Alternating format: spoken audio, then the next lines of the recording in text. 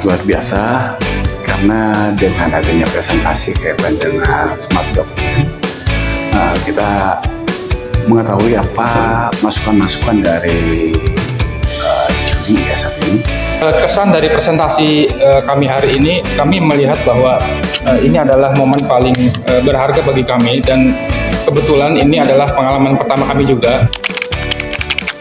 Kita jadi bisa mengetahui antar sesama, kalau dari segi kami kan rumah sakit ya, jadi kita bisa apa sih inovasi-inovasi yang bisa dilakukan dan bisa kita bandingkan antara rumah sakit yang satu dengan rumah sakit yang lainnya.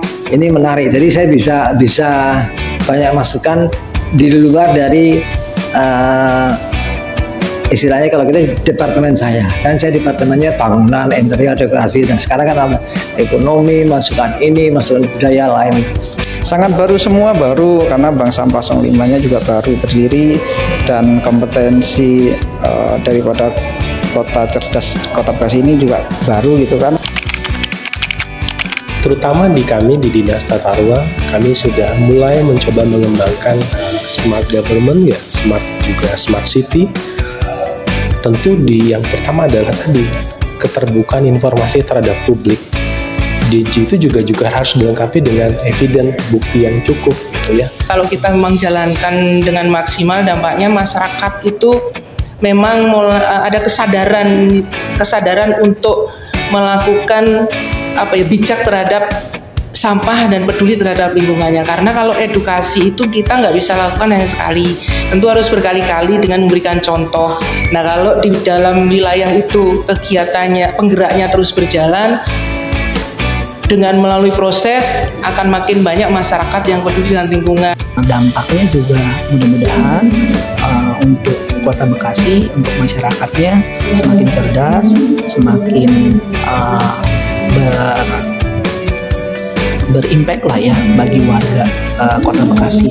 Jadi Kota Bekasi untuk warga-warganya semakin cerdas, semakin sehat, semakin jaya. Tentu menggugah kesadaran masyarakat,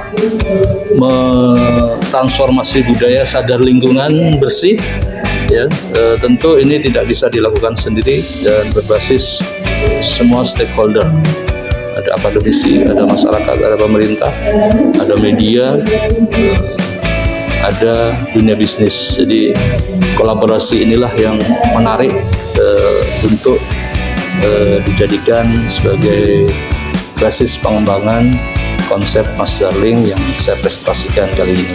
Di Kampung Bali ini sudah mulai merambah mau menghidupkan UMKM, tapi bukan hanya dari kuliner Balinya, tapi di luar Bali yang Bekasi asli, kuliner nasionalnya juga semoga ikut terangkat, jadi branding juga gitu, seperti itu. Ya sangat karena ini akan menggerakkan masyarakat untuk membuat ide dan mengaplikasikannya gitu. Dan ini tentunya bisa berdampak langsung kepada masyarakat. Tentunya sangat bermanfaat ya, dan berharapnya memang sosialisasi terhadap program tersebut ya. Jadi kalau misalkan saya juga tahu batas informasi ini ya di batas terakhir. Jadi H-1 saya baru tahu. Ya. Jadi berharapnya nanti ketika ada program ini sosialisasi itu sangat turun ke bawah ya, jadi mungkin dari kota, terus kecamatan, terus ke bawah, jadi semuanya informasi tahu gitu kan. Karena mungkin kalau misalkan di Instagram aja mungkin itu masih sedikit yang mengetahuinya gitu kan ya. Jadi berharapnya kompetensi ini yang pertama ini bisa nanti menjadi keinginan buat nanti proses selanjutnya di tahun mendatang itu ternyata seperti ini gitu kan ya. Ini bermanfaat dan menurut saya bisa dilakukan di masa yang akan datang. Karena apa? Karena akhirnya warga punya ruang untuk memberikan solusi dari permasalahan yang ada. Warga bisa terlibat untuk memberikan ide, gagasan, konsep ataupun sesuatu hal yang sudah berjalan ke pemerintah sih.